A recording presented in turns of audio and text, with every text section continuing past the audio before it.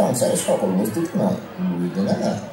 যাই হোক, তোমায় তো বহুদিন দেখি না, সবাই আসো না কেন? দিন রাত পাহারায় থাকি, সময় পাই না। আচ্ছা, বিরোধ বর্মা কোথায় বলতে পারো? ওই ওপরে আছেন, কি সব যেন পরামর্শ করছেন স্যার। এভাবে কতদিন চলবে? দুর্গে খাদ্য নেই, পানীয় নেই, মূল্যবৃদ্ধি আকাশ ছোঁয়া। ঘরে ঘরে মানুষ না খেতে পেয়ে মরতে শুরু করেছে। এদিকে শত্রু বিতাড়িত করার তো কোনো উদ্যোগই দেখছি না। শুধু দুর্গের দ্বার রুদ্ধ করে বসে থাকলে কি যুদ্ধ হবে? নাগরিকরা নানা কথা বলছে, দুর্গরক্ষীরাও অসন্তুষ্ট। তারা কি বলে? অনেকেই বলাবলি করছে যে চন্দ্রবর্মার দিগ্বিজয়ী সেনার বিরুদ্ধে খালি পেটে দুর্গ রক্ষার চেষ্টা পণ্ডশ্রম মাত্র। দুর্গ ওরা একদিন অধিকার করবেই, সুতরাং বাধা না দিয়ে তাদের নির্বিবাদে আসতে দেওয়াই ভালো। তার বরং তাদের কাছ থেকে কিছুটা সৎ ব্যবহার আশা করা যেতে পারে। চন্দ্রবর্মা পাটলিপুত্র অধিকার করতে পারবে না, তার দিগ্বিজয় যাত্রা এখানেই শেষ হবে। কিন্তু এর মধ্যে কোনো কিন্তু নেই, জেনে রেখো। আর কিছুদিনের মধ্যে দিগ্বিজয়ী চন্দ্রবর্মা মগধ থেকে পালাতে বাধ্য হবে। যদি ইচ্ছে হয় তুমিও তার পেছন পেছন পালাতে পারো। কি করে এই অসম্ভব সম্ভব হবে আমি জানি না। খাদ্য নেই, 10 দিনের মধ্যে নগর শ্মশানে পরিণত হবে। তখন চন্দ্রবর্মা রইল কি পালালো কে দেখতে যাবে? খাদ্যের আয়োজন হয়েছে, কাল থেকেই সকলে প্রচুর খাদ্য পাবে। কিন্তু খাদ্য পেলেই কি চন্দ্রবর্মাকে তাড়ানো যাবে?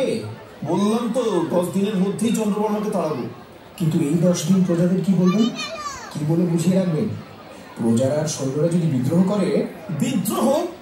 শুনে রাখো ঈশান বর্মা, যে যোদ্ধা শত্রুর হাতে দুর্গ সমর্পণের কথা ভাববে তাকে আমি শুলে দেব।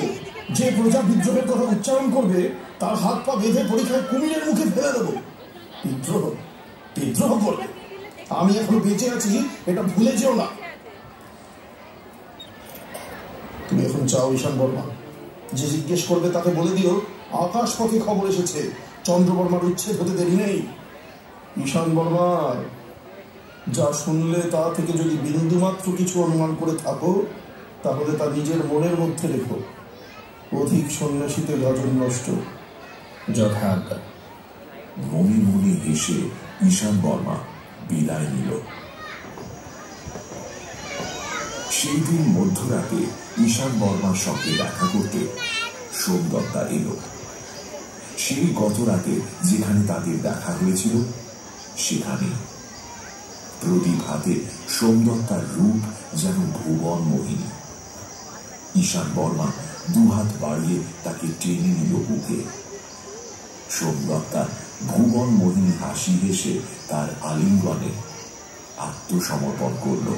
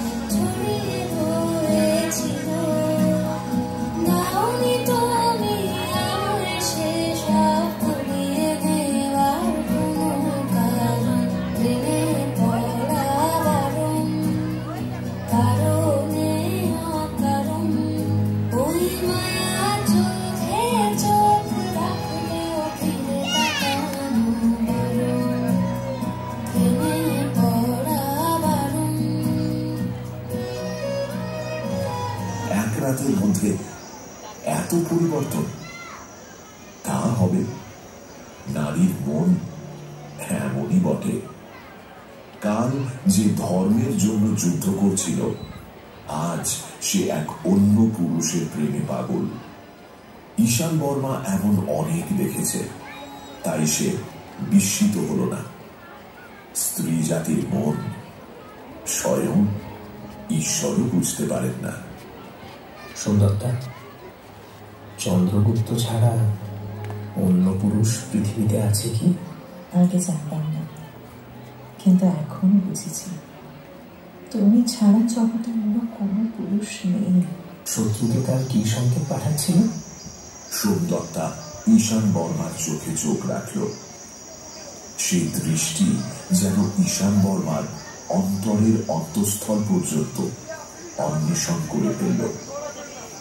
কি দেখলো, কি বুঝলো, কেউ জানে না। শুধু বলল, দুর্গের দু একটা কথা জানাচ্ছিল। সে না বললেও বুঝেছি, কিন্তু কি কথা? এই নগরে খাদ্য নেই, সেই সংবাদই দিচ্ছিল।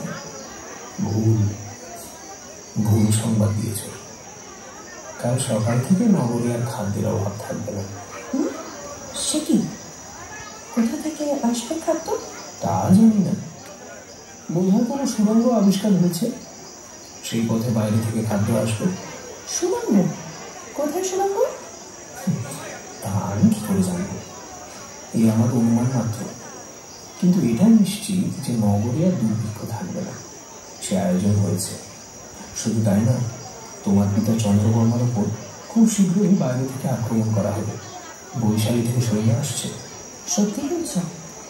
আমাকে প্রতারণা করছে না তো?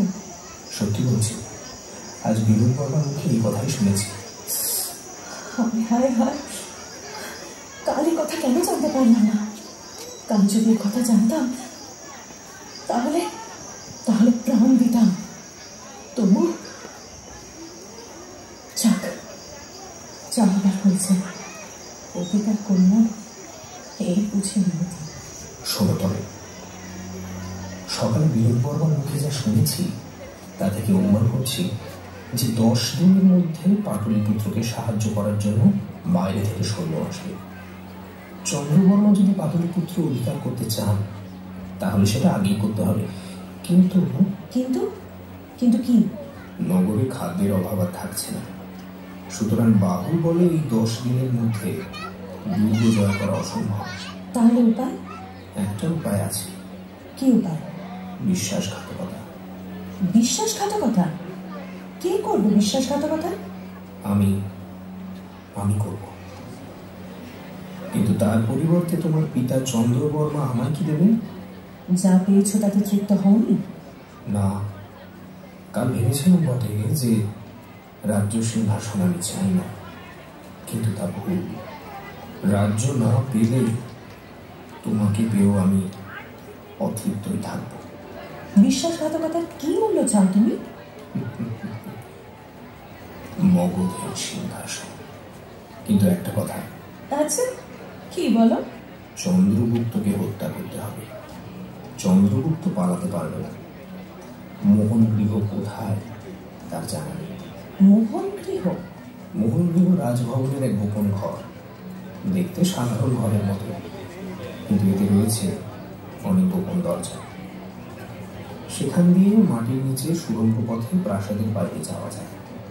এমনকি ঘোর বিপদের সময় দুর্গের বাইরে পালিয়েও যাওয়া যায়। বুঝেছ? চন্দ্রগুপ্ত তার রানী আর পুত্রকে নিয়ে পালাবে, এ কথা ভেবে আমি কিছুতেই সুখী হতে পারছিলাম না। এখন নিশ্চিন্ত হলাম, তোমাতে আমাতে নিরাপদে রাজসুখ ভোগ করবো, তাই না? আর চন্দ্রগুপ্ত? সেবার আমার, আমি তার ব্যবস্থা করব। বেশ, আর দেরি করার প্রয়োজন নেই। রাত শেষ হয়ে আসছে, এই বেলা তুমি সংকেত পাঠিয়ে দাও। সোমদত্তা মৃত প্রদীপ নিয়ে প্রাচীরের প্রান্তে গিয়ে দাঁড়ালো। কিছুক্ষণ প্রদীপ হাতে ধরে মুখ দিয়ে নিশাচর পাখির মতো এক প্রকার শব্দ করল।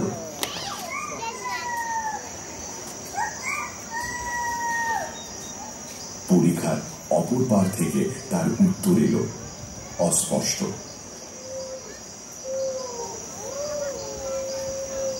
তখন সোমদত্তা ধীরে ধীরে মৃত প্রদীপ শিখা দোলাতে লাগলো।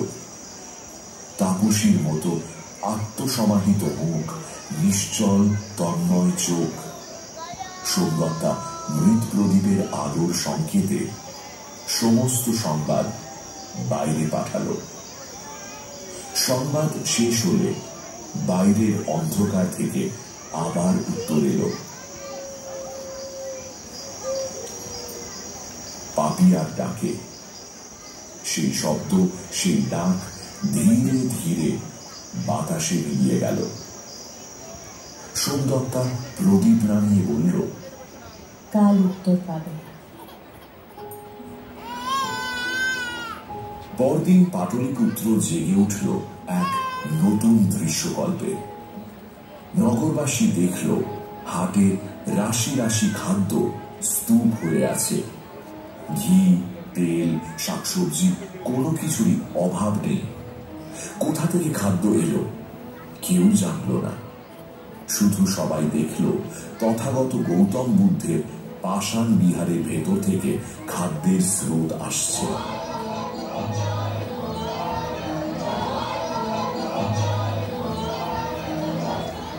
নাগরিকরা ভগবান বুদ্ধের নামে জয়ধ্বনি দিতে দিতে হাটের দিকে ছুটল। বল্লভ, কিসের চিৎকার? চন্দ্রবর্মা কি দুর্গে প্রবেশ করলো? আগে না মহারাজ, আজ অনেকদিন পর প্রজারা খাদ্য পেয়েছে, তাই মহারাজের জয়ধ্বনি দিচ্ছে। খাদ্য? খাদ্য কোথা থেকে? বিহারের মধ্যে কিছু খাদ্য সঞ্চিত ছিল, বৌদ্ধ ভিক্ষুরা সেটাই বিতরণ করছে। ভালো, মহাদেবীকে খবর দাও। তিনি এদের জন্য বড়ই ব্যাকুল হয়েছিলেন। মহারাজের গূঢ় শ্লেষ বল্লভ বুঝতে পারল না। তাই মহাদেবী বলতে কুমার দেবীর পরিবর্তে সে সোমদত্তাকেই বুঝল। সে দাসী মারফত সোমদত্তার কাছে খবর পাঠাল। সোমদত্তা তখন দুহাতের উপর মুখ রেখে চিন্তা করছিল। দাসী চলে যাচ্ছিল, সোমদত্তা ডাকল, জয়ন্তী, আগে তুই একবার বাইরে যা। বৌদ্ধ বিহারে গিয়ে শ্রবণাচার্য ভিক্ষু অকিঞ্চনকে আমার কাছে ডেকে আন। বলবি যে ভিক্ষুনি দীপান্বিতা তাঁকে স্মরণ করেছেন, আর কেউ যদি বাধা দেয় এই মুদ্রা দেখাস। এই বলে সোমদত্তা নিজের গলার রত্নহার থেকে স্বর্ণ মুদ্রা খুলে জয়ন্তীর হাতে দিল। জয়ন্তীর মুখ ভয়ে শুকিয়ে গেল। সে বলল, কিন্তু কুমার দেবী জানতে পারলে? বিরক্ত করিস না, যা বললাম কর। কিছুক্ষণ পরে ভিক্ষু অকিঞ্চনকে নিয়ে জয়ন্তী ফিরে এলো। সোমদত্তা তখন স্নান সেরে শুদ্ধ শুচি হয়ে বসে আছে। কপালে তার কুমকুম তিলক। ভিক্ষু ঘরে প্রবেশ করে সোমদত্তাকে আশীর্বাদ করলেন। তার বয়স হয়েছে শান্ত সৌম্য মূর্তি, মুখ ব্রহ্মচর্যের নির্মল দীপ্তিতে উজ্জ্বল। সোমদত্তা জয়ন্তীকে চলে যেতে ইঙ্গিত করল। জয়ন্তী চলে গেলে সোমদত্তা ভিক্ষুককে প্রণাম করে হাত জোর করে বলল, আমি আত্মপরিচয় গোপন করে সংগ্রামে গেছিলাম, আমাকে ক্ষমা করবেন। আত্মগোপন করে যে আত্মের সেবা করে বুদ্ধ তাকে আরো অধিক কৃপা করেন। আজ রাতে বোধহয় আর সংগ্রামে যাওয়া হবে না, তাই মহারানী কুমার দেবীর বৌদ্ধ বিদ্বেষের কথা জেনে আপনাকে আহ্বান করেছি। আমার কিছু জিজ্ঞাস্য আছে। সঠিক সময় হলে সাক্ষ্য সিংহ কুমার দেবীকে সুমতি দেবেন। তোমার জিজ্ঞাসাটা কি? শুনলাম নগরে খাদ্য এসেছে, এই কথা সত্য? সত্য। কি করে এলো প্রভু? তথাগতের কৃপায়। তা জানি, কিন্তু কোথা থেকে কোন পথে এলেন? সঙ্ঘের পথে। তাও জানি। সঙ্গে কি খাদ্য সঞ্চিত ছিল? না। তবে এর অত্যন্ত গোপন বৃত্তান্ত। তুমি কৌতূহল প্রকাশ করো না, আমি বলবো না। তবে আমি বলছি, সংঘের মধ্যে কোনো সুড়ঙ্গ আবিষ্কৃত হয়েছে। সেই পথে দুর্গের বাইরে থেকে খাদ্য আসছে, তাই তো? হ্যাঁ, যখন জানোই প্রশ্ন করছো কেন? জানি না, অনুমান করেছি মাত্র। হে বৌদ্ধ, কন্যার প্রতি একটি অনুগ্রহ করুন। কি করে কবে এই সুড়ঙ্গ আবিষ্কৃত হলো, দয়া করে আমাকে বলুন।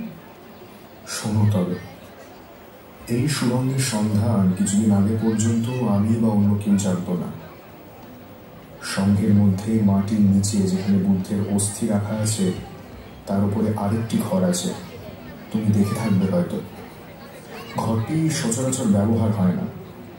গত পূর্ণিমায় আমি সেই ঘরে প্রবেশ করে দেখি ঘরটি অত্যন্ত অপরিষ্কার হয়েছে এবং ছাদের মাঝখানে যে পাথরের ধর্মচক্র খোদাই করা আছে তার উপর মৌমাছি বাসা করেছে। ঘরটি পরিষ্কার করার জন্য আমি প্রথমে মশালের ধোঁয়ায় মৌমাছিদের তাড়ালাম, তারপর মৌচাক ভাঙার জন্য আঘাত করলাম। আর তখনই এক অদ্ভুত ব্যাপার ঘটল। ধর্মচক্রের মাঝখানে আঘাত করা মাত্র ঘরের এক স্থানে পাথর সরে গিয়ে একটা চতুষ্কোণ গহ্বর দেখা দিল। আমি অত্যন্ত নিশ্চিত হয়ে সেই গহ্বর পরীক্ষা করলাম। দেখলাম অন্ধকারের মধ্যে সিঁড়ি নেমে গেছে।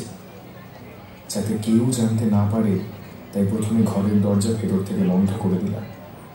প্রদীপ নিয়ে সেই সুড়ঙ্গের মধ্যে প্রবেশ করলাম। ফিরে এসে সংবাদ দিলাম, বললাম সংঘের পথেই নগরবাসীর ক্ষুধা নিবারণ হোক। সোমদত্তা প্রণাম করে উঠে দাঁড়ালো, বলল, আশীর্বাদ করুন যেন আমার কাজে সফল হতে পারে। গৌতমের ইচ্ছায় তোমার মনোবাঞ্ছা পূর্ণ হবে বৎস। বুদ্ধ